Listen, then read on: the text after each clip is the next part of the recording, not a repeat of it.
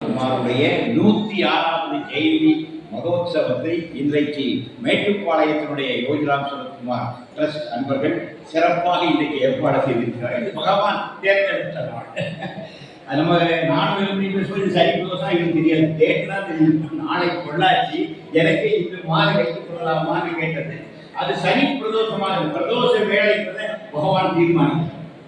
ஏற்கனவே சொன்ன மாதிரி அருணைவான அற்புதம், அவரே ஒரு அற்புதம். அவரோடு தொடர்புடைய எல்லா நிகழ்வுகளும் ஒரு அற்புதமாகத்தான். இந்த விழாவும் ஒரு அற்புதம் தான். அருணைவான அற்புதம் என்ற மேட்டுப்பாளையமான அற்புதமாக தான்.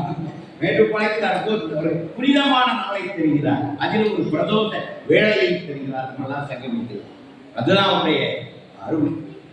யோகிராம் சரத்குமார் அருணைவான அற்புதம் என்கிற பெயர் இங்கே கொடுத்தது யாருன்னா பேராசிரியர் சிவராமலிங்கம் ஒரு அன்பர். பகவான் மீது 108 திருவந்தாதி பாடியும் 108 அந்த தொகுப்புக்கு பேர் தான் அருணைவான அற்புதம். அவர் யாருன்னா இங்க திருநெல்வேலிக்கார். இந்த பாட்டு எப்போ தெரியுமா? நெல்லை எக்ஸ்பிரஸில் பிறந்த பாட்டு. சென்னையிலிருந்து நெல்லைக்கு தினசரி எக்ஸ்பிரஸ் வந்து ஒரு ட்ரெயின் டிரைவர் நெல்லை எக்ஸ்பிரஸ். அவர் வேலை பார்த்தது சென்னையில் உள்ள ஒரு கல்லூரியில் பேராசிரியராக இருந்தார். திருநெல்வேலி சொந்த ஊருக்கு வர வழியில் அந்த ஒரு ட்ரிப்பில் 108 அந்தாதி எடுத்தார். எனவே நெல்லை எக்ஸ்பிரஸில் பிறந்த பாடல் அருணைவான 108 அந்தாதி. பகவான் மீது அவர் பாடியது கேசட்டா கூட வந்தது. அந்த அளவிற்கு பகவானுடைய கருணை ரயிலையும் பறக்கும், எங்குனாலும் பறக்கும். என்றால் எங்கும் நீக்கமர நிறைந்திருப்பவர் பகவான் யோகிராம் சரத்குமார். எந்த இடத்திலும் எந்த வகையிலும் அந்த கருணையை அவரால் செய்ய முடியும், தர முடியும். இரண்டாவது ஒரு விஷயம் என்ன கேட்டா, பகவான் பிறந்தது வட இந்திய மாநிலத்தில் உத்தரப்பிரதேசம். நாங்கள் அந்த இடத்துல சாமி அப்போ ஆரம்பத்தில் தன்னுடைய பூர்வாசிரமத்தை பற்றி ரொம்ப சொல்ல மாட்டாங்க. நல்லா புரிஞ்சுங்க.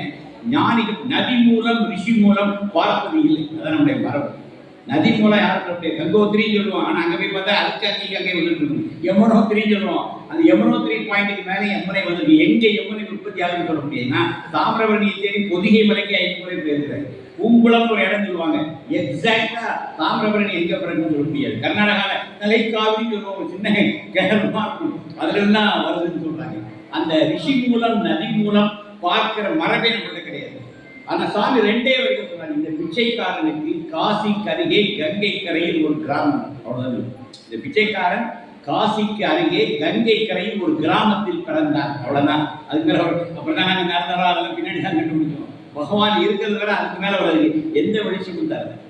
ஆனா 2 சம்பவங்களை சொன்னார். 13ஆம் வயதில் தண்ணீர் இறைத்துக் கொண்டிருக்கும் போது அந்த கிணற்றில் ஒரு சிறு குருவி இருக்க விளையாட்டாக அந்த தாம்பு கயிற்றை எடுத்து அவர் வீச, அந்த தாம்பு கயிறு அந்த குருவியின் மீது பட்டு அந்த குருவி துடித்து கீழே மீது பதறி போன சிறுவன் ஓடி போய் அந்த கையில தூக்கினா அதை துடிச்சுட்டே இருக்கு. நேரம் ஓடி வீட்டுக்கு ஒரு 100 அடி ஓடி போனா வீட்டுக்கு பின்னாடி கங்கை ஓடுகிறது. இன்றைக்கும் ஓடிட்டு இருக்கு. அங்க ஓடி போனா கங்கை ஓடுகிறது. ஓடி போய் அந்த கங்கா நீரை அழகில் ஊற்றி உயிரூட்ட முடியுமான்னு பார்க்கிறாங்க. அந்த கங்கா ஆனா அந்த பறவை இறக்க முடிகிறது. ரொம்ப சோகத்தோடு அந்த பறவையை கங்கையிலேயே விட்டு அன்றைக்கு இரவு வீட்டுக்கே போகல, அந்த கங்கை கரையிலேயே படுத்துக்கொண்டு யோசிக்கிறார்.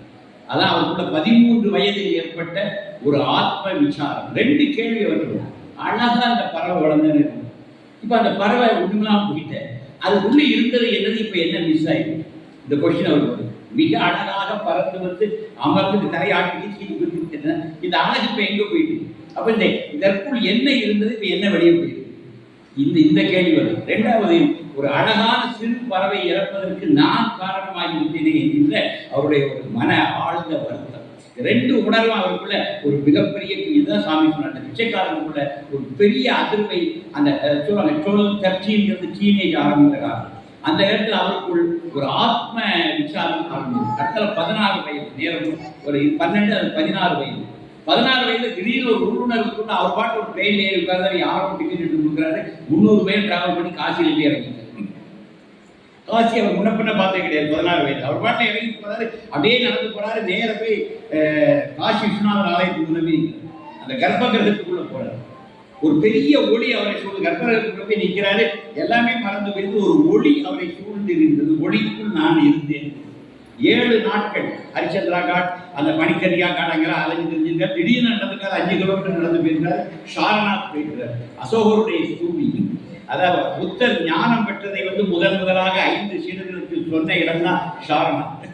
அந்த இடத்துக்கு போறாரு. மீண்டும் இன்னும் ஒரு அளவு கிடைக்கும். விஸ்வநாத் மந்திருக்குள்ள என்ன அளவு கிடைக்கிறதோ அதே அளவு புத்தன் தான் பெற்ற ஞானத்தை எடுத்துரைத்த அந்த ஒரு மான் பூங்கான்னு சொல்லுவாங்க சாரநாத்தில் இருக்கு. அந்த இடத்துல அவருக்கு அந்த அதிர்வு கிடைக்கும். 7 நாள் முடித்து தன் போதத்துக்குள்ள வர அப்புறம் ஞாபகம் வந்து நான் ஊரை விசாரித்து ஊர் வந்து சேர்ந்தார். இந்த 2 சம்பவங்களை தான் யோகி 12 வயதிலும் 16 வயதிலும் வருது. அப்புறம் தேவையை மாட்ட ஒரு விஷயத்தை சாமி ரிவீல் பண்ணாங்க. இவன் ஸ்கூலுக்கு போயிட்டு வரும்போது இவருக்கு 2 முறை ஒரு குரல் கேட்குது.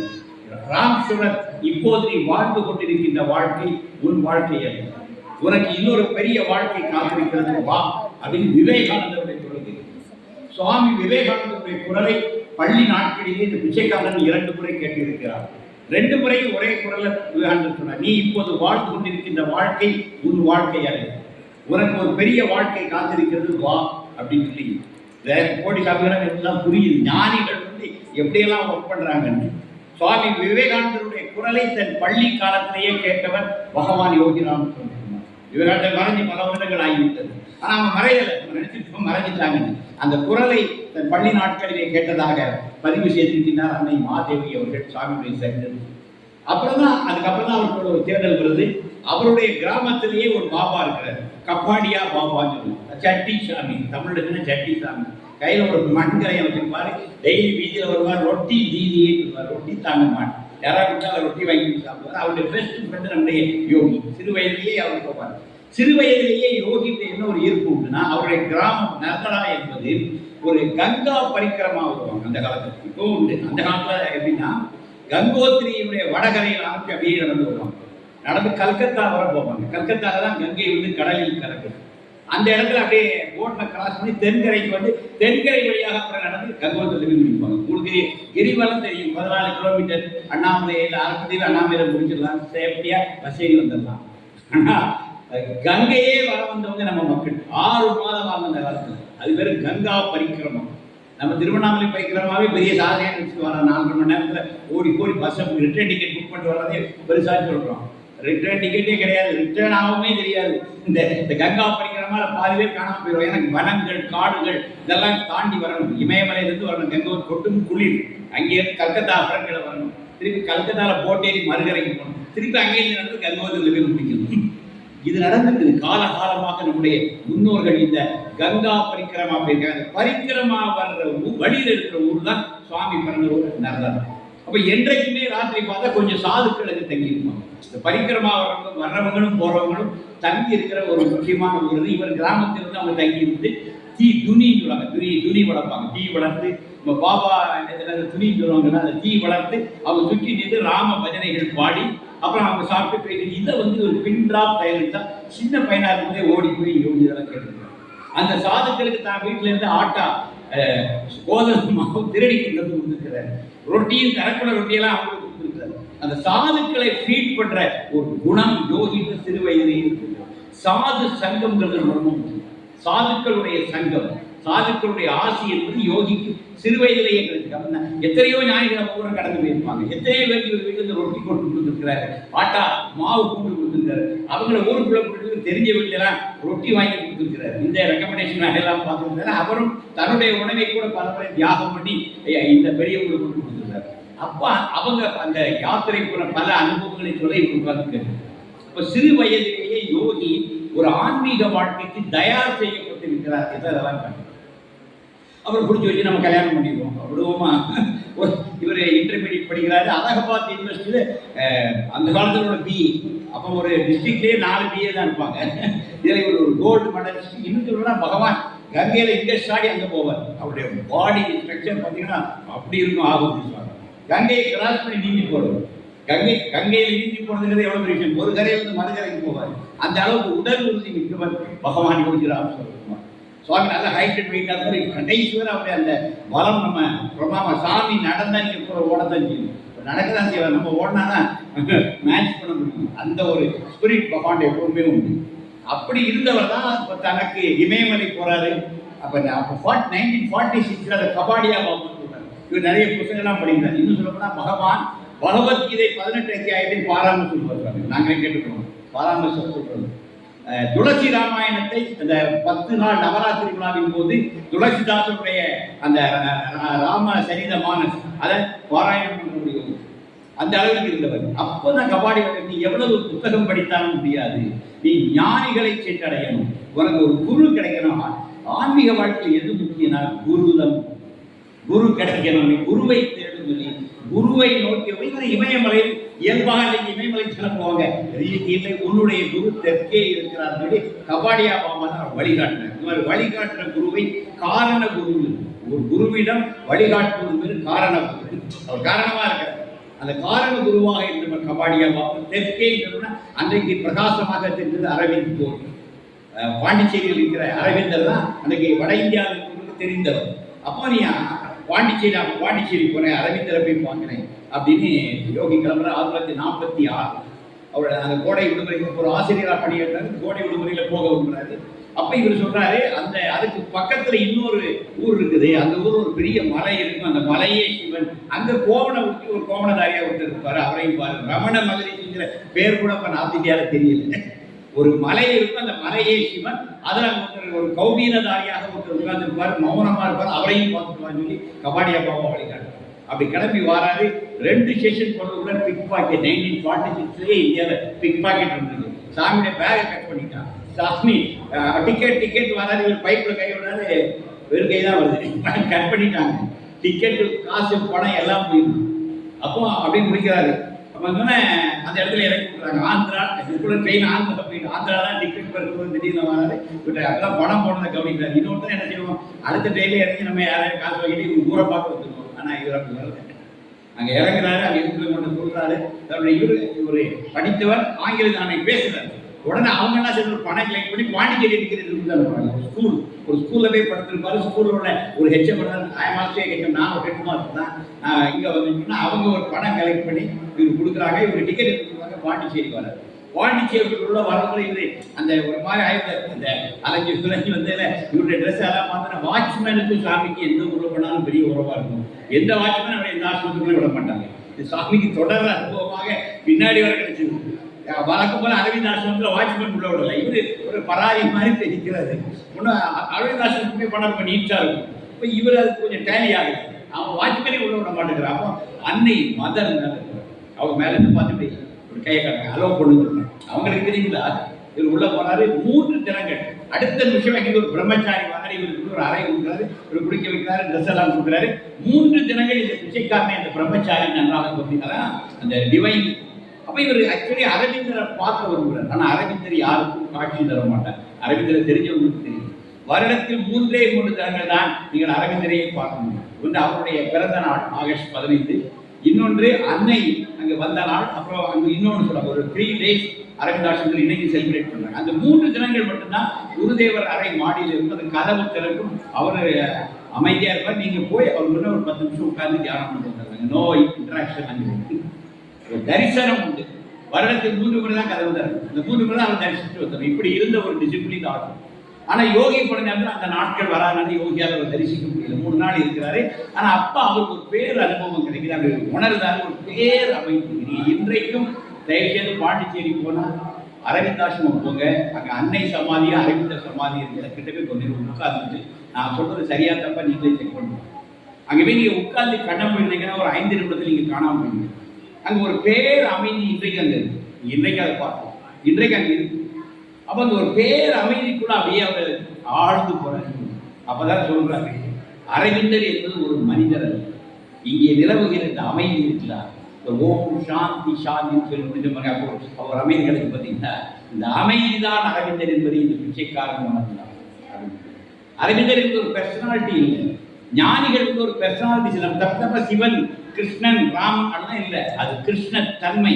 அதான் நம்ம இஸ்கான்ல கூட கிருஷ்ணா கான்சியஸ்னஸ் சொன்னாங்க. கிருஷ்ணாங்கிற ஒரு பெர்சனாலிட்டி கிடையாது. கிருஷ்ணா என்பது ஒரு கான்சியஸ்னஸ், சிவா என்பது ஒரு கான்சியஸ்னஸ்.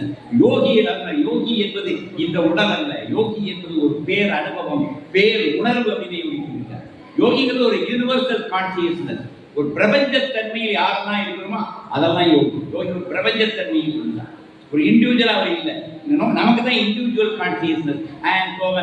நான் இன்னாரு இவர் இங்கே வேலை பார்க்குறேன், இந்த ஆள் இப்படி நம்மளை பற்றி நிறைய ராங் ஐடென்டிட்டிஸ்லாம் வச்சிருக்கோம். இது நம்ம ஐடென்டிட்டி கிடையாது. நம்ம அட்ரஸே தப்பாக வச்சுட்டு நம்ம வாழ்ந்துட்டு இருக்கோம். நம்ம அட்ரஸே கிடையாதுன்னு தான் உண்மை. நோ அட்ரஸ், 0 தான். அந்த பிரபஞ்சம் தான் நம்முடைய அடையாளம், அதுதான் நம்முடைய முகவரி, ஒரிஜினல் அட்ரஸ் அதுதான் பிரபஞ்ச முகவரி. அந்த பிரபஞ்ச முகவரியில் இருந்தவர் பகவான் யோகி ராமகிருஷ்ணன். எல்லா ஞானிகளும் அந்த பிரபஞ்சத்தன்மையில் தான் இயங்கினார்கள். நாம தான் இண்டிவிஜுவல் கான்சியஸ்னஸ் சிக்கிக்கிட்டு எல்லா பிரச்சனைகளையும் உருண்டுக்குவாங்க. ஆனால் அது அப்படி இல்லை. அப்ப அதை முதல் பாடம் அரவிந்தர் ஆசிரமத்தில் அந்த அமைதியின் வழியாக யோகி பெறுற இன்னொரு அனுபவம் கிடையாது. சுவாமியே சொல்றாரு, இதை விட ஒரு மேம்பட்ட வாழ்க்கை இருக்கிறது என்பதை உணர்கிறோம். நம்ம வாழ்ந்துருக்கிற ஹியூமன் லெவல் ஒன்று, ஒரு எக்ஸ் ஆக்சிஸ் ஒய் ஆக்சிஸ் நம்ம வாழ்ந்துருக்கோம், ஒரு இசட் ஆக்சிஸ் இருக்கு.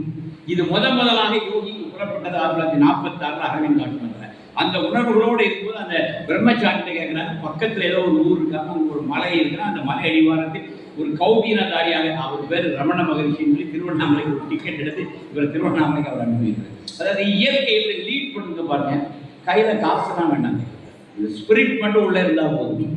உலகம் அந்த ஞானம் உங்களை என்னுடைய அனுபவம். நீ காசு பணம் வச்சுட்டுலாம் கடவுளை தேட முடியாது. நீங்கள் டிக்கெட்லாம் எடுத்து ரிட்டர்ன் டிக்கெட்லாம் போட்டுட்டு போய் இறைவன் தெரிய அடைய முடியாது. அப்படி கிளம்பி போகணும், அது இயற்கை உங்களை வழிநடத்திச்சு. இந்த மாதிரி வந்தவர் தான் யோகி. அப்படி புயல் மாதிரி அப்படியே வந்தார். அப்புறம் அங்கேருந்து திருவண்ணாமலைக்கு ஒரு லீடு கிடைக்குது. திருவண்ணாமலை வராரு, ரமண மகரிஷி வந்து தரிசிக்கிறாரு, பார்க்குறாரு. 1 மாத காலம் 30 நாட்கள் ரமண மகரிஷியோடு வாழ்கிறார் யோகி. அப்புறம் ரமணரை பார்த்து அவருக்கு பிரமிப்பு, அழகு. ரமணருடைய அந்த விஷயங்கள் அவருக்கு ஒரு மிகப்பெரிய விஷயம். ரமணர் வந்து என்ன, அந்த மிருகங்களோடலாம் சாதாரணமாக பேசுவார். அவர்கிட்ட அணிலாம் அவர் கையில் வந்து எடுத்து போகும், குரங்குகளை அவர் வந்து வாங்கிட்டு போகும்.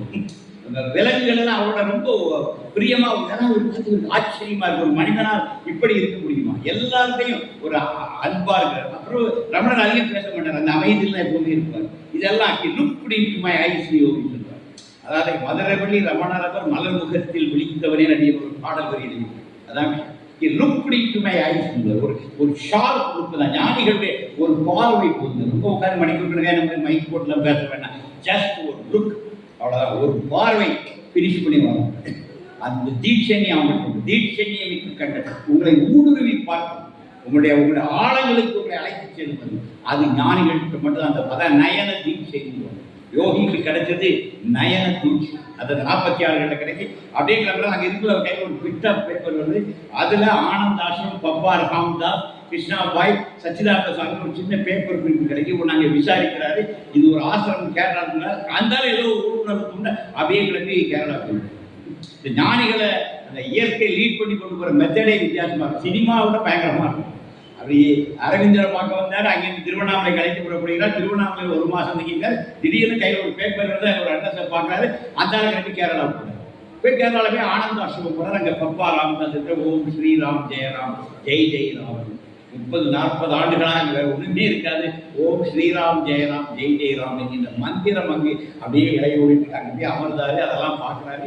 ஆனால் அவருக்கு எதுவோ ரமணர்கிட்ட கிடைச்ச ஒரு ஈடுபாடு, அரவிந்த் ஆசிரமத்தில் கிடைச்ச ஈடுபாடு அவருக்கு வரல. அது என்ன, குரு சில நேரம் கண்ணை மறைச்சிருவாங்க. அது சாமியே சொல்லுவார், பப்பா இந்த பிச்சைக்காரர்கிட்ட தன்னை மறைத்து கொண்டார். 46 வர, திருப்பி 47 வர 2 முறை யோகி வருகிறார். 2 முறையும் இதே ஆர்டர் தான். முதல்ல பாண்டிச்சேரி வருவார், அடுத்தால திருவண்ணாமலை வருவார், அதுக்கப்புறம் ஆனந்தாசிரம் வருவார். 46, 47 2 முறையும் பெரிய பாதிப்பு வந்து பப்பாட்ட கிடைக்கிறது. ரமணர் அவர் ரொம்ப இருக்கிறார். அரவிந்தாசிரமம் மிகப்பெரிய ஆழ்ந்த விஷயத்தை கற்றுத்தருது. ஆனால் அவருடைய குருவான பப்பா ராமதாஸ் அவரை கண்ணை கட்டி விட்டுருந்தார். அப்புறம் திரும்பி போயிருந்தார். 1950 ஹிமாலயன் அடியேன்னு அதை சொல்லியிருக்கார். 1950 ஹிமாலயாஸில் சாமி வாட்டர் பண்ணியிருந்தார். அப்போ 1950 2 சம்பவம் நடக்குது. ஒன்று என்ன கேட்டால், ஏப்ரல் 14 ரமண மகரிஷி சமாதி ஆகிறார். ஏப்ரல் 14. டிசம்பர் 5 அரவிந்தர் ஆகிறார். இந்த செய்திகளை அங்கே கேள்விப்பட்டோன்னே பதர்தார். சந்தித்த ஞானிகள் 2 பேர் விடைபெற்றார்கள். இதுக்கு ஒரு பெரிய ஷாக்கு. அதுக்கப்புறம் தான் சாமி தாடியெல்லாம் வளர்க்குறாரு. அப்புறம் அவர் உணவு பழக்கம் வழக்கலாம் மாறுது. கூப்பிடு ஃபுட்டெல்லாம் ஸ்டாப் பண்ணுறாரு. பச்சை பாலை அருந்துகிறார், பச்சை காய்கறிகளை சாப்பிடுகிறார். எந்த கூப்பிடு ஃபுட்டு சாப்பிட்றது, பேச்செல்லாம் குறையுது. இப்படிங்கிற 1952 1 ஃபைன் மார்னிங் எல்லாத்தையும் விட்டு அப்படியே கிடைக்கும். நேரம் எங்கே வரனா பப்பா ராமதாஸ்ட்டு வர. இந்த முறை அவர் சொல்றார் 52 நேர கேரளா தான் வர ஆனந்தாசிரம். பப்பாவை பார்த்தோன்னே அவர் என்ன சொல்றாரு, என் தந்தையை கண்டேன். இப்போது பப்பா எனக்கு நெருக்கமானவராக தெரிந்தார், எனக்காக அவர் காத்துக் கொண்டிருப்பது போல தெரிஞ்சது. அப்பதான் அப்படியே ஒரு 10 நாள் அப்படி பப்பா கிட்ட நெருங்குறாரு. பப்பா நிறைய பேருக்கு அந்த ஓம் ஸ்ரீராம் ஜெயராம்ங்கிற மந்திர உபதேசம் கொடுத்திருக்கிறாரு. இவருக்கு தானும் வாங்கலான்னு ஒரு ஆசை வருது. ஆனா நேரடியா கேட்க தயக்கம். சச்சிதானந்த சாமிகிட்ட போய் கேட்கிறாரு, நீங்க சொல்லி எனக்கு கொஞ்சம் இனிஷியேஷன் பப்பாட முடியுமா? ரெக்கமெண்டேஷன்லாம் கிடையாது, யாருக்கு வேணுமோ அவங்க கேட்டு சொல்லிட்டு போது அப்ப அங்கேயிருந்து பப்பா வர வாட்டி ஆசுன்னு கேட்கிறாரு. இவர் வெட்கப்பட்டுட்டே சொல்றாரு, எனக்கு இனிஷியேஷன் அப்படின்னு. அந்த இடத்துல மற்றவங்களுக்கெல்லாம் இனிஷியேஷன் கேட்டால் அடுத்த நாள் காலையில் வரும், தட்டு தாம்பாளத்தில் பழம்லாம் வச்சு குரு காணிக்கெல்லாம் வச்சு கொடுத்து போனால் அவங்க மந்திர உபதேசம் ஒரு சடங்காக நடக்கும். ஆனால் பகவான் யோகிராம் மாதிரி டோட்டலி டிஃப்ரெண்ட் ஸ்டைல். கேட்ட உடனே அந்த இடத்துல நடப்படி நரசிம்மா தான் நடப்படியில் தானே வந்தார், நடப்படியில் உட்கார வைக்கிறார். சீட்டு சொன்னார், chant this ராம் நாம் syllable after syllable, word by word.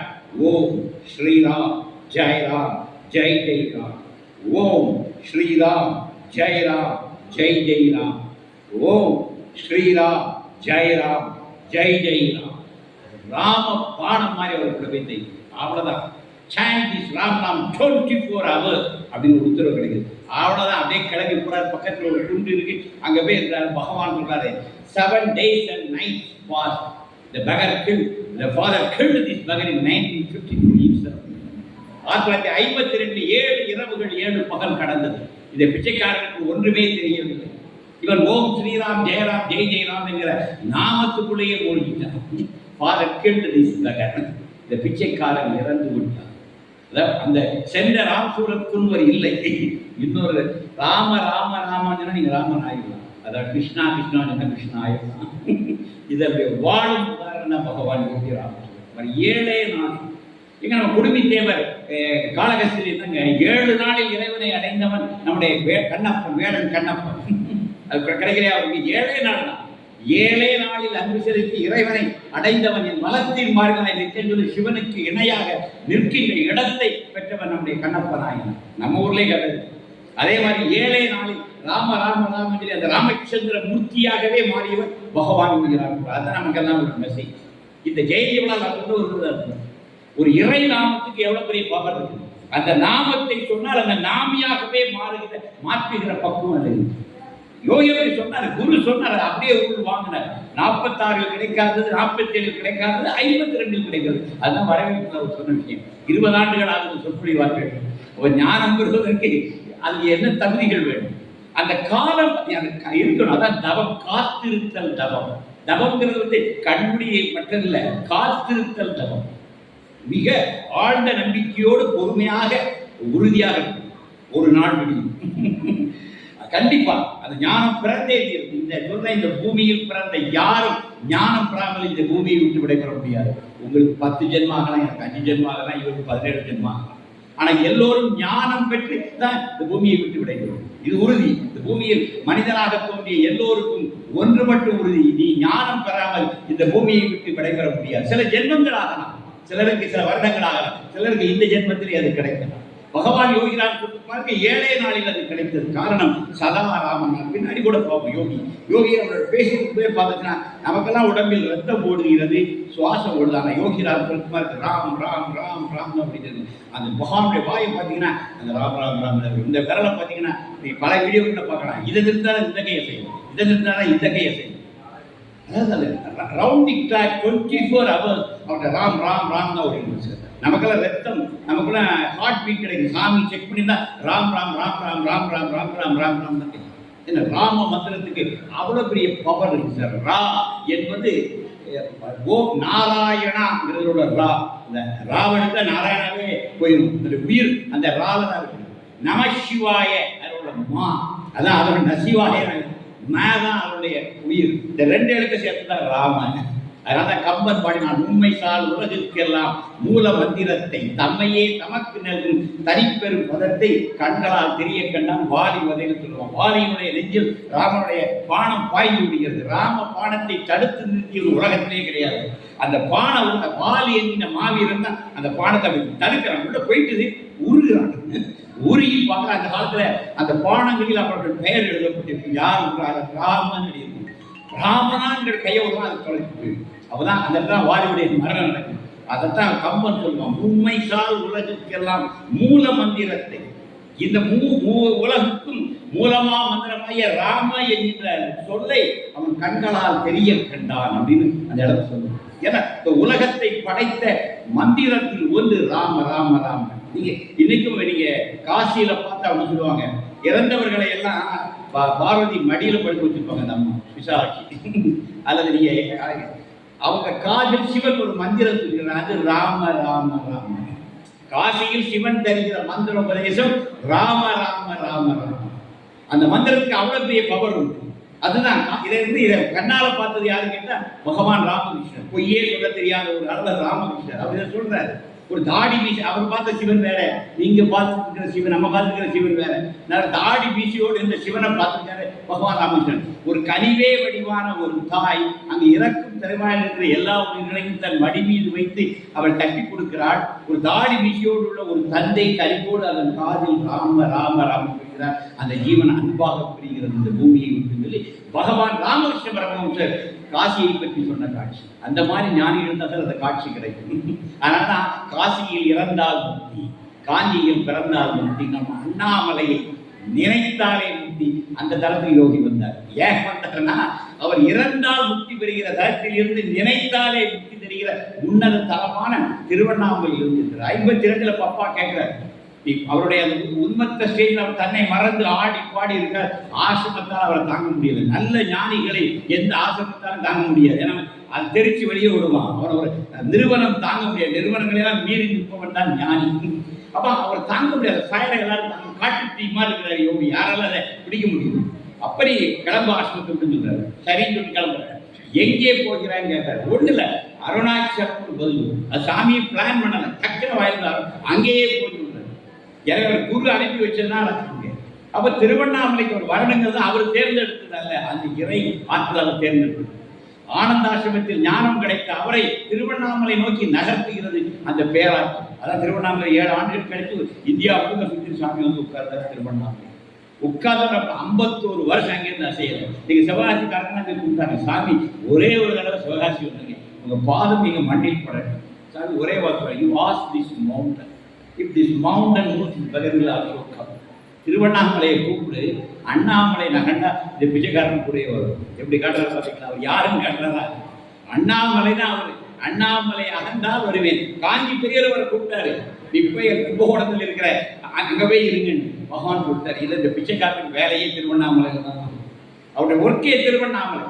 அவருடைய பிரபஞ்ச பணி அண்ணாமலை தான் இருக்கிறது. இந்த மலைக்கு அவ்வளவு இந்த இடத்துல இன்னொரு சம்பவத்தை சொல்றேன். அவர் ஒரு பக்தர் 70 கணிலே கைலாஷ் போயிட்டு வந்தார். கைலாஷ் வந்து இன்னைக்கே கற்கிறார். அடியே 2 முறை போயிட்டு வந்தேன். கைலாஷ் அவர் கடினமான ஒரு யாத்திரை. 70 ஒருத்தர் போயிட்டு வந்து சாமி வந்து பெருமிதமா சொன்னார், சுவாமி நான் கைலாஷ் போயிட்டு. அப்படியா? What is the significance of Kailash? இவர் சொன்னார், it is the abode of lord Shiva. Oh, இறைவன் சிவன் வாழ்கின்ற வீடு கைலை. அதை போய் நான் தரிசித்து. You see here the mountain itself is Shiva. Bhagavad Gita sitting at his feet. நீ அவருடைய வீட்டை பார்த்துட்டு பெருமையா சொல்ற. இங்க சிவன் மரமாக உட்கார்ந்து கையில பிச்சைக்காரன் பார்த்து உட்கார்ந்து. அண்ணாமலையுடைய கிரேட்னஸ் சாமி எப்படி காட்டுறாரு பாருங்க. கையிலே உயர்ந்தது மறுக்கவில்லை, ஆனால் கையிலே விட உயர்ந்தது என் அண்ணாமலை. ஏனென்றால் சாட்சாத் சிவன் இங்கே மலையாக அமர்ந்திருக்கிறார். எனவேதான் இந்த பிச்சைக்காரன் பாதத்தில் இருக்கு. இந்த அண்ணாமலையை விட்டு இவன் எங்கும் அசைய மாட்டான் சொல்லி 51 ஆண்டுகள் அண்ணாமலையிலே வேறுபட்டு நின்ற விருட்சம் பகவான் யோகிரான். அதன் மூலமாக நமக்கு காட்டுறார் நம்ம மண் எவ்வளவு உயர்ந்த மண், நம்முடைய அருணாச்சலம் எவ்வளவு பெரிய விஷயம். அது வந்து எரிக்கிற மண். எல்லாத்தையும் நம் கர்ம வினைகள் தான். நம்மளை கட்டி இருக்கின்ற தலைகள் என்ன, நாம் கொண்டு வந்திருக்கின்ற கர்ம வினைகள், அதுதான் நம்மளை விடுதலை பெறப்படியாக தலைத்து இருக்கிறது. இதையெல்லாம் எரிக்கிற ஆற்றல் எங்க இருக்குது? திருவண்ணாமலைக்கு இருக்குது. தயவு செய்து ஆண்டுதோறும் திருவண்ணாமலைக்கு போங்க, ஒரு கிரிவரை சுற்றி வாங்க. அண்ணாமலையிலே இருங்க, யோகி ஆசிரமத்துக்கு போங்க. அந்த சிலைமை கொஞ்ச நேரம் நின்றுங்க, அது வேற லெவலுக்கு உங்களை கொண்டு போயிருக்கு. அது மட்டும் உறுதி. ஆண்டுதோறும் தவறாமல் திருவண்ணா அதிகமாக போனால் இன்னும் நல்லது. குறைந்தபட்சம் வருஷத்துக்கு ஒரு முறையாக திருவண்ணாமலைக்கு ஒரு கிரிவலம் வாங்க, யோகி ஆசிரமத்துக்கு போங்க, சிலைமை நின்று அப்படியே அமைதியாக கொஞ்ச நேரம் இருங்க. உங்களை அடுத்த நிலைகளுக்கு அண்ணாமலை கொண்டு செல்லும் யோகி வழிநடத்தி செல்லும். அது உறுதி, 100% ட்ரூ. அண்ணாமலைக்கு அவ்வளவு பெரிய பவர் இருக்கு. அதனாலதான் நம்முடைய குகை நமச்சிவாயர் சொன்னார். குகை நமச்சிவாயர் மல்லிகார்ஜுனுக்கு வந்தவர். குகைநமைச்சுவாருடைய சொந்த ஊர் ஸ்ரீசைலம். ஸ்ரீசைலத்தில் தான் கிளம்பி வராரு. நம்மள மாதிரி அந்த காட்டு பாதையா திருவண்ணாமலை வந்து உட்கார்ந்தாரு. அவர் பாடினார், ஞான தபோதரர்களை வாவன்றழைக்கும் மன்னார். குகைநமைச்சார் எழுதின பாட்டு தான் அது. அவருக்கு தெரியும், தெலுங்கிலிருந்து வந்தவர். அவர் தமிழில் எழுதிய பாட்டு தான் இது. ஞான தபோதரர்களை வாவன்றழைக்கும் அண்ணாமலை. ஞானிகள் எங்கே இருந்தாலும் அவங்கள வாவான்னு கூப்பிடக்கூடிய மலை அண்ணாமலை. என எல்லா கர்மங்களையும் எரிக்கின்ற அக்கினி தலம் திருவண்ணாமலை. இடைக்கால துவங்கி பரம்பரையாக ஞானிகள் இருந்த இடம். ரமண மகரிஷி, சேஷாத்ரி சுவாமிகள், நம்ம யோகிராம் இன்னும் இன்னைக்கு இருக்கிறாங்க. வெளிப்பட்டு கொஞ்சம் ஞானிகள், வெளிப்படாமல் இருக்கின்ற ஞானிகள் ரெண்டு உண்டு. வெளியே தெரிகிற ஞானிகள் நினைக்காதீங்க. திருவண்ணாமலையில் 1000 ஞானிகள் இருக்கிறார்கள். அறிந்தவர்கள் சில பேர், அறியாதவர்கள் நிறைய பேர் இருக்கிறாங்க. ஏன்னா தலைமை அப்படிப்பட்ட தலம். அது வந்து ஞானிகளை ஈர்க்கின்ற தலம். ஞானம் பெற்றோர் எல்லாரும். பப்பா ராமதாஸ் வந்து கிளம்பி வந்து 12 நாட்கள் அங்கே தவம் வந்து நிர்விகல்ப சமாஜ் நிலை அடைகின்றார். இன்கொஸ்ட் ஆஃப் காட் என்கிற புத்தகத்தில் அந்த ராணியன்ட்ரி கேவ்கிற அத்தியாயத்தில் சொல்லுவார். ஆலமர குகைன்னு சொல்லுவார். இன்றைக்கு எனக்கு ஆலமர குகை. அங்குதான் பப்பா ராமதாஸ் இருக்கிறார். அதான் கிருஷ்ண தரிசனம் கிடைக்கிறது. என் நண்பருக்காக சொல்கிறேன். 15 தினங்கள் ஒரு நேரம் பால் மட்டும் பருந்தி 15 நாள் தவத்தில் இருக்கிறார் பப்பா ராமதாஸ். இன்கொஸ்ட் ஆஃப் காட்ங்கிற புத்தகத்தில் ஒரு சாப்டர் இருக்கு, அவரே எழுதுறாரு. அப்ப திடீர்னு ஒரு நாள் அவர் பார்க்கறாரு, வெளியே வந்து பார்க்கறாரு, எல்லாம் சர்வம் கிருஷ்ணனா இருக்கு. முள்ள போய் பார்க்கிறார், முள்ளு கிருஷ்ணான்னு சொல்லி முள்ள போய் பிடிக்கிறாரு. ஒரு எரும மாடு வருது, எரும மாடவே கட்டி பிடிக்கிறார், கிருஷ்ணான்னு தெரியுது. ஆடு வருது, ஆடை கட்டி பிடிக்கிறார், எல்லாம் கிருஷ்ணா. சொன்ன சாமி பைத்தியம் முடிச்சுட்டு சீக்கிரம் முடிக்கிறார். நம்மளால டகராக முடிக்கிறார். சாமி கிருப்பு பிடிச்சிட்டு ஒரு 10 நாளா வெறும் பால் மட்டும் பிடிச்சிருந்தாரு, மண்டை நட்டு கிளம்பி போறாரு. எல்லாம் கிருஷ்ணா கிருஷ்ணா அழுதாரு. நீங்க கிருஷ்ணான்னு சொல்றாரு, நீ கிருஷ்ணா, அந்த மண்ணு கிருஷ்ணா, மரம் கிருஷ்ணான்னு சொல்லி எல்லாத்தையும் கட்டி பிடிக்கிறார் பப்பா ராமதாஸ். இந்த பேர் அனுபவம் அவருக்கு கிடைத்த இடம் திருவண்ணாமலை. 15 நாள் அந்த ஆலமர குகையில் அவருக்கு கிடைத்த அனுபவம் இது. அடியேன் அமர்ந்தது எனக்கு ஒரு அனுபவம். நான் போய் உட்கார்ந்து எனக்கு பப்பா ராமதாஸ் கதை பண்ணுறது. அடியன் இருக்கிற எனக்கு அறியாம ஒரு அழுக பொங்கி வந்துட்டே இருக்கு. அழுதுட்டே இருக்கிறேன், காரணமே தெரியும். அப்ப எனக்கு இளையராஜா பாட்ட ஆன்சர், காரணமின்றி கண்ணீர் வரும். ராஜாவின் ரமண மாலை பாட்ட ஒரு லைன், ஒரு காரணமின்றி கண்ணீர் வரும். அது வந்து அந்த அப்புறம் எனக்கு வந்து திரும்ப ரமணர் எனக்கு தெரிஞ்சுக்கிட்டே இருந்தார். பப்பா ராமதாசரான், நான் ராமதாசரை கஷ்டப்பட்டு கொண்டு வர, ராமதாசரை கண்டுபிடிக்கிற ரமணரே தெரிஞ்சுக்கிற. அப்புறம் போய் விசாரிச்சா ரமணரும் ஒரு காலம் தவம் பண்ண குகை அறிவித்தது. ரமணரோடும் அந்த ஆலமரக்கே கனெக்ட் ஆயிருக்கு. அப்புறம் பப்பா ராமதாஸ் பின்னாடி தான் வர. முதலில் இருந்தது ரமணன். அடியனுக்கு அந்த அனுபவங்கள் அந்த அந்த ஆலமர குகையில கிடைச்சு. அப்போ நீங்க புத்தகங்களில் ரீட் பண்ண முடியாது. இன்னொரு இடம் சொல்றேன். நான் வந்து ஒரு முறை வசிஷ்ட குகை இடத்துக்கு போனேன். இமயமலை பக்கம் பகவான் அருளால அங்கு சென்றேன். அங்கு சென்றிருக்கும் போது வசிஷ்ட குகை பற்றி இன்ட்ரெஸ்ட் ஆஃப் காட்டுல பப்பா ராமதாஸ் இருக்காரு. ஜீசஸ் அவருக்கு காட்சி கொடுத்தாரு. நான் பிரான்ஸ் போய் இருந்தால் பேசுறேன். இயேசுவை பார்த்தது 2 பேரும் இந்தியாவில் தான் இருக்காங்க. ஒன்று பகவான் ராமகிருஷ்ணன், இன்னொரு பப்பா ராமதாஸ் சொல்லி இந்த அனுபவத்தை ஆப்பிட்டு சொன்னேன். அந்த பிரெஞ்சு நண்பர்கள் உடனே நம்ம லைப்ரரியில போய் இன்ட்ரெஸ்ட் ஆஃப் காட்டுக்கு கொண்டு அந்த பேசேஜ் அந்த வாசிவார் ரைட் சங்கர் வாசித்தாங்க. அந்த ஆசிரமத்தை இன்ட்ரெஸ்ட் ஆஃப் காட் கொடுத்துருந்தேன். அந்த அனுபவத்தை உங்களுக்கு சொல்றேன். அதுதான் மிகப்பெரிய விஷயம். அடியே அங்கே போயிருக்கிறேன், அங்கே போய் இருக்கிறேன். அங்கே ஒரு கேவ் இருக்கும். வசிஷ்ட கோயிலுக்கு ரிஷிகேஷ்லேருந்து 25 கிலோமீட்டர் பண்ணி எல்லாரும் போடுங்க வாட்டர் ஒரு முறையாக நீங்கள் வசிஷ்ட கோயில் பார்க்கணும். ரிஷிகேஷ்லேருந்து 25 கிலோமீட்டர் தொலைவில் பத்ரிநாத் போகிற பாதையில் வசிஷ்ட கோயில்கிட்ட யாரும் சொல்லுவாங்க, அங்கே இறங்கலாம். கங்கை கரையில் ஒரு அழகான குகை இருக்கு. அங்கே ஒரு பெரிய கேவ் இருக்கும்.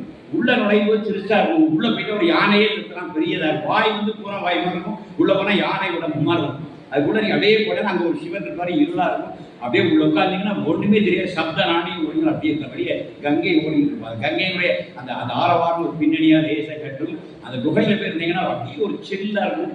டோட்டலி ஏசி போட்ட மாதிரி இருக்கும். நீங்கள் மணிக்கூர் போட்டோம்னா ஒன்றுமே தெரியாது. அப்படியே கொஞ்ச நேரம் இருந்தீங்கன்னா அந்த இருளுக்கு உங்கள் கண் பழகிடும். அந்த குகை அற்புதமாக இருக்கும். நிறைய பேர் அடியில் மணிக்கூர் கணக்காக இருக்கீங்க. மணிக்கூர்லாம் கால்குலேஷன் வித்தவுட் எனி கால்குலேஷன் அங்கெல்லாம் உட்காந்து நீங்களாம் போய் இருக்கணும். அந்த அனுபவத்தை நீங்களாம் பெறணும். என்னுடைய ஒரு பேராவா அந்த வசிஷ்ட குகைக்குள்ள அப்படியே இருந்தா அது எங்கேயோ ஒரு லிஃப்ட் பண்ணும். அப்படியே இருக்குதா அடியல் ஒரு நாள் அப்படியே கிளம்பி அந்த பக்கத்தில் நடந்து போகிறேன். அந்த கங்கை கரையை ஒட்டி அதுக்கு தான் மேலே ஒரு சின்ன கேள்வி தெரிஞ்சு இங்கே நிறைய பேர் இருந்தனால எனக்கு டிஸ்டர்பன்ஸாக ஃபீல் பண்ணேன். கொஞ்சம் தனியாக இருக்குன்னு அப்படியே நடந்து போய் அப்படி ஏறி ஒரு கேள்வி பண்ண ஒரு குட்டி கேள்வி தான் அது இருந்தேன். அது இன்னும் ஆனந்தமாக இருந்தது. அங்கேருந்து பார்த்தா கங்கை ஓடுற பிரவாகம் தெரியும். அப்போ எனக்கு வந்து ஹரித்வார் போனால் ஒரு கங்கா தியானம்னு வச்சுருக்கேன். நான் ஒன்றுமே இல்லை, கங்கையை பார்த்துக்கிட்டே மணிக்கு பார்த்தேன். ஒன்று கங்கை ஓடிக்கிட்டே இருக்கு. உங்களை தாட்டெல்லாம் இருக்குது, கங்கையே பார்த்துட்டு இருக்காங்க. அது கங்கா தியானம் அது ஒன்று இருக்கு. அப்படியே எனக்கு அது அனுபவமாக இருக்கு. கங்கையே பார்த்துட்டு இருக்கு. வேற ஒரு தாட்டு இருக்காது, எல்லா தாட்டும் போயிருக்காரு. கங்கை மட்டும் ஓடிக்கிட்டே இருக்கு. நீங்க அதை கவனிச்சுட்டே இருக்கலாம். இந்த கங்கா தியானம்ன்றது எல்லாருக்கும் சித்திக்கும். நீங்க ஹரித்வாரம் ரிஷிகேஷம் போய் இருந்து பாருங்க, கங்கையை கவனிச்சுட்டே இருக்க, உங்களுக்கு ஒரு இன்னொரு நிலை அங்க கிடைக்கும்.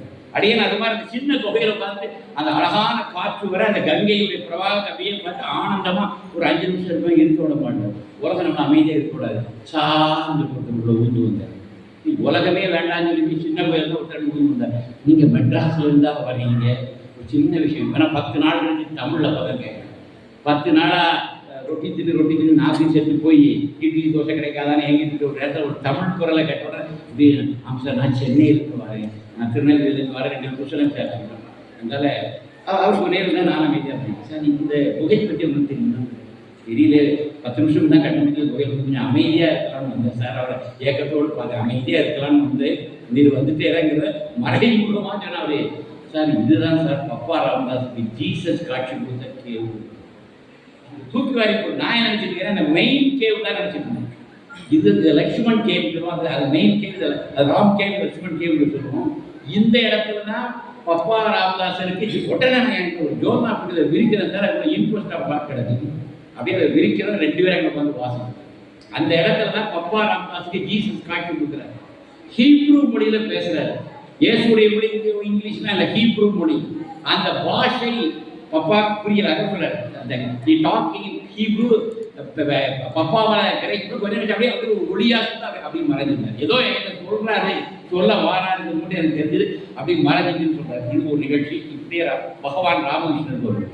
பகவான் ராமகிருஷ்ண பரமஹம்சர் கல்கத்தால எல்லாரும் கேள்விப்படுவீங்க. அவர் அந்த கோயிலில் காளி பூஜை பண்ணிட்டு இருந்தார். ஈவினிங் ஆனால் ஒரு வாக்கிங் போவார். அப்படி அவர் அந்த வாக்கிங் போகும்போது அங்கே ஒரு ஆர்சி ஃபாதருடைய இடம் டெய்லி போனால் அங்கே ஒரு வணக்கம் போடுவார். அவங்களே வணங்குவாங்க. அப்படி ஒரு நாள் இருக்கும்போது அந்த ஃபாதருக்கு வாங்க சொல்லி இவரை கூட்டு போறாரு. அங்கே போயிட்டு சைல்டு ஜீசஸுடைய ஒரு படம், குழந்தை இயேசுன்னு இந்த ஆர்சியில சைல்டு ஜீசஸ் ஒரு கான்செப்ட் உண்டு. நம்ம கண்ணன் மாதிரி இயேசுவை குழந்தையாக வணங்குகிற வழக்குன்னா அந்த சைல்டு ஜீசஸ் படத்தை பார்க்குறாரு. இது என்னதுன்னு கேட்குறாரு. எங்க ஜீசஸ் குழந்தையா இருக்கும்போது நாங்கள் இதை வணங்குறோம்னு சொல்றாரு. அப்படி இவர் அதே பார்க்குறாரு. இவர் அந்த அப்படியே போயிட்டு நம்ம ஆட்டோட வீக்னஸ்ல அதான் அப்படியே சொல்லலாம். ராமான்னு சொன்னா அப்படியே ராமன் போயிடுவார், கிருஷ்ணான்னு சொன்னா அப்படியே போயிடுவார்.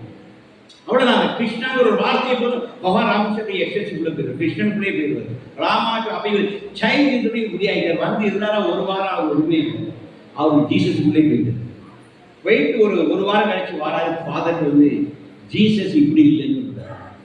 இது இல்லை ஜீசஸ் தான், ஜீசஸ் நான் பார்த்துட்டேன், அவர் வேற மாதிரி இருக்காரு. சொல்லுங்க சாமி சொல்றேன். அவருக்கு வந்து ஃபாதர் நல்லா தெரியும், இவர் போய் சொல்ல மாட்டாருன்னு தெரியும். இது குழந்தை இல்லை, சொல்லுங்க சொன்னா அவர் ஒரு ஆர்டிஸ்ட். அவர் உடனே வர்ணிக்கிறார். சப்பை மூக்கு, சப்பை வாய், ரொம்ப காடி. அவர் வரைந்த ஒரு படத்தை அப்படியே வரைந்தார். இப்படியாக ஒரு படத்தை வரையா இவர் தான் ஜீசஸ், இவர் தான் நான் பார்த்தேன்னு சொல்றாரு. அந்த படத்தை பார்த்தா இன்னைக்கு இருக்கிற எந்த ஜீசஸும் அந்த ஜீசஸுக்கு டேலி ஆகும். பகவான் ராமகிருஷ்ணன் சொன்னது அப்படி ஓவியமா வரைந்தாரு.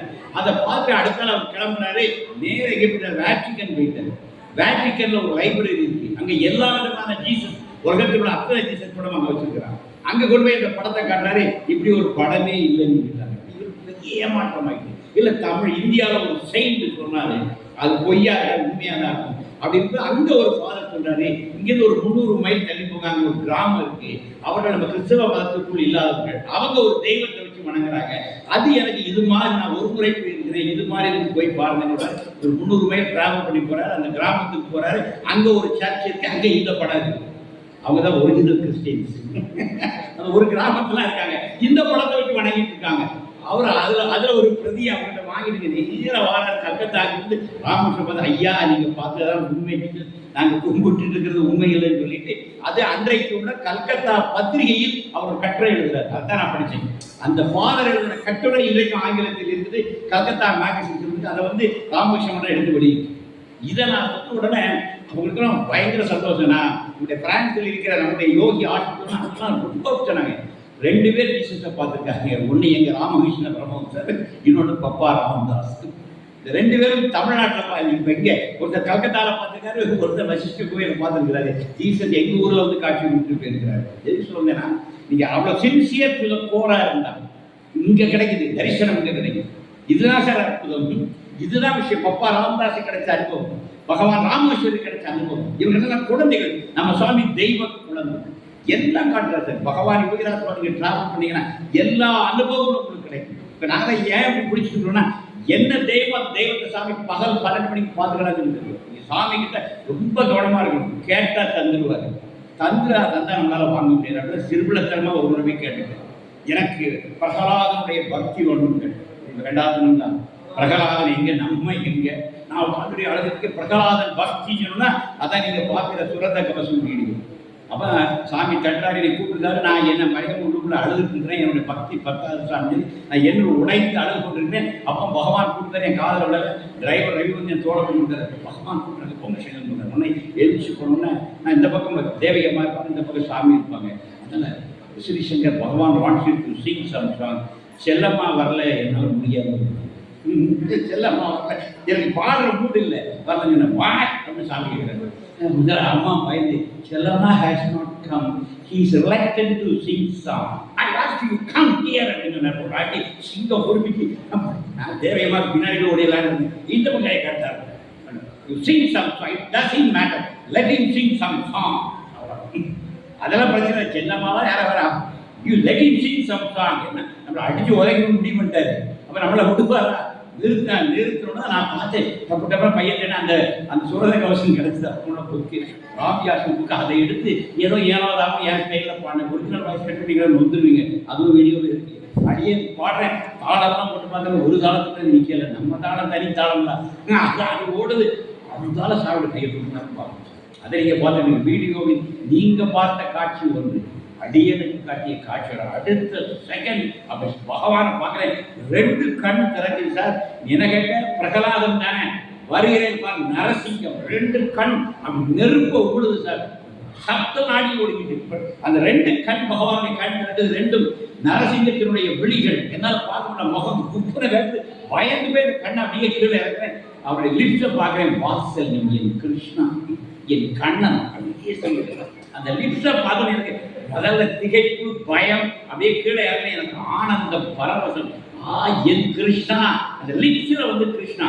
அண்டாக ஒரு தைரியம் வந்து அப்படியே கண்ணை மேலே தூக்குற. அங்கே அதே ஒரு முகத்தில் இதுக்கு மேலே ருத்ர பாவம், இதுக்கு கீழே வாத்சல்ய பாவம். இதை எப்படிங்க எக்ஸ்பிளைன் பண்ண முடியும்? அர்த்தநாரீஸ்வரர் கேள்விப்பட்டிருப்பீங்க. இந்த பக்கம் ஆண், இந்த பக்கம் பெண். யோகியன் இப்படி காட்டினார்.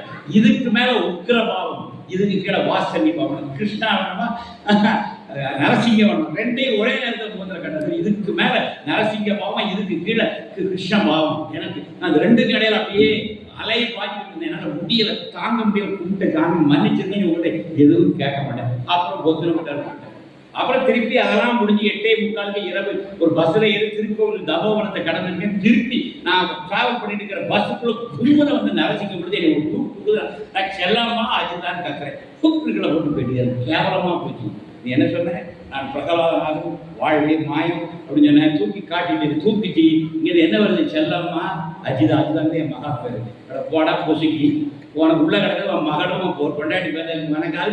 அதுக்கப்புறம் அன்னைக்கு முடிவு பண்ண யோகிட்டு எதுவுமே கேட்கறது. இது அல்ல சார். சின்ன பிள்ளை தரமா கேட்டால் அவங்க தந்துடுவாங்க சார். நம்மளால வாங்க முடியும். தயவு செய்து. அதனால தான் என்னைக்குமே இறைவன் அதையும் விட்டுருணும். எனக்கு என்ன வேணுங்கிறத வேண்டத்தக்கது அறிவோய் நீ மாட்டிக்கிட்டீங்களா? வேண்டும் முழுவதும் அறிவோய் அதையும் அமர்த்த விட்டுரும். நீங்க அதிக பிரசித்தனமா எல்லாம் கேட்டக்கூடாது. அவர் தந்துடுவார். நம்மளால வாங்க முடியாது. எது நடந்ததோ அது நன்றாகவே நடந்தது. எது நடக்குமோ அதுவும் நன்றாகவே நடக்கும் என்பதுதான் நம்ம கீதாசாரமா வாசம். எனக்கு தெரியும் ஞானிகளுக்கு நம்முடைய தகுதி அறிந்து, நேரம் அறிந்து, தருணம் அறிந்து தருவாங்க. அதோட எந்த தவறும் கிடையாது. ஆனா நீ காத்திருக்கணும். காத்திருத்தலே தவறு. பின்னாடி சாமிகள்லாம் தந்தார். எதுவுமே நான் கேட்கல. 2009 பிடிச்சி உருக்கிறார். frequently coming to see this better or something better, nothing doing, nothing. வரட்டினார், உருட்டினார். என்னால் எதுவுமே கேட்க முடியாது. அப்போ எனக்கு சொந்த வீடு கிடையாது. எனக்கு ஒரு 2 வீலர் கூட கிடையாது. கொஞ்சம் கடற்கரை மட்டும் உண்டு. ஆனால் எதுவுமே கேட்க தெரியல. பதவி வேறும் கிடையாது. வேண்டாம் சொல்லிட்டேன். ஒன்றுமே வேண்டாம் சொல்லிட்டேன். ஆனால் என்ன தெரியுமா? எதையுமே கேட்காதனால் எனக்கு எல்லாத்தையும் தந்திருக்கின்றார் பகவான் யோகிராம் சொல்லுவார். ஒரு வீடு இல்லாத 3 வீடு கொடுத்தார். என் அட்ரஸ் கேட்டார். என் வாடகை அட்ரஸ் தான் சொல்லுவேன். இன்னைக்கு நான் 2 வீடு நீங்கள் வாடகை கூட்டிட்டு பகவான் எங்கே இருக்கிறார் பார்த்தீங்கன்னா, மெட்டீரியல் இஸ் நத்திங். உங்களை பொருளாதார உயர்த்துவது என்பதை யோசித்து சுண்டு வர பண்ணுமா? உங்களுடைய ஆன்மீகம் எது வேணாலும் நான் தர முடியும். நீங்கள் அந்த சரணாகதி மட்டும் உங்கள்கிட்ட வரணும். விபீஷண சரணாகதி. அதானே எழுத்து சித்தர் பாடினார். அந்த விபீஷனுடைய சரணாகதியாக செய்ய வேண்டிய ஒன்றே ஒன்று தான். You totally surrender yourself to Bhagavan Yogiram. யோகி நாமத்தை மட்டும் கையில் எடுங்க. பகவானுக்கு உங்களை அப்படியே அடைக்கலம் கொடுங்க, சரணாகதி பண்ணுங்க. உங்க லைஃப் கிரேட்டர் ஹைட், நீங்க இமேஜின் பண்ண முடியாத இடத்துல கொண்டு யோகி வைக்கிறார். அது மட்டும் உறுதி. எங்கள் வாழ்க்கையெல்லாம் அதனுடைய உதாரணம். இன்னைக்கு எங்களை பார்க்க 24 hours ஒரு கேள்வி கேட்டார். ஒரு முறை நாங்கள் ஒரு டூர்ல போயிருக்கும்போது கேட்டார். ஏன்ட்ட கேட்கக்கூடிய கேள்வியை ஓம்பராசன் அம்மாட்ட கேட்டார். ஓம்பராசன் கேட்கக்கூடிய கேள்வி என்கிட்ட கேட்டார். இந்த மாதிரி அப்பா அவர்கிட்ட கேட்டாங்க, how Vishnu Shankar, how Chellammal will assist Vishnu Shankar in writing poems அப்படின்னு கேட்டாங்க. முன்ன மாதிரி பார்த்து என்னை பார்த்து எனக்கு சிரிப்பா இருந்தது. ஏங்கெல்லாம் கேட்கணும். அதாவது விஷ்ணு சங்கருக்கு எப்படி செல்லமா கவிதை எழுதுவது, எப்படி ஹெல்ப் பண்ணுவாங்கன்னு எங்கிட்ட அந்த மாதிரி அது இதை இப்படி பார்க்குது. அதனால அது சிம்பிளா எடுத்து he writes and she sings. What is who he writes, she sings. அதை என்ன பார்க்குறேன். ஒரு 3 முறை என்ன பார்த்தாங்க different role. he writes, she sings. அப்போ எனக்கு அடுத்த நிமிஷமே புரியுது. என் மனைவி அந்த அப்புறம் முதல்ல அழகான பெண்ணாக தெரியும். he writes and she sings. ஒரு கணவன் மனைவி எப்படி இருக்க வேண்டும்? இயலும் இசையுமாக இருக்கணும். he writes, she sings. இந்த வார்த்தையை 3 முறை யோகி 96 96 அந்த கர்நாடகா டூரின் போது என்கிட்ட சொன்னார். அப்போதான் எனக்கு புரிஞ்சு, ஓஹோ அப்போ செல்லமானது எவ்வளவு இம்பார்ட்டன்ட் அன்னைக்கு புரிஞ்சு. என் லைஃப் எப்படி பார்த்தீங்களா, நான் பேசிட்டு இருக்கேன், அவன் பாடிட்டு வாழ்க்கையே அப்படி ஆகிட்டே இருப்பாங்க. கர்நாடகா டூர்ல ஒரு 3 முறை அந்த வார்த்தையை ரிப்பீட் பண்ணி எங்க வாழ்க்கையே he writes and she sings ஆகிட்டாங்க. 24 hours பார்த்தா அந்த அம்மா பஜனை நான் ஸ்பீச் அப்படியே வாழ்க்கையை அப்படி மாற்றிட்டேன்.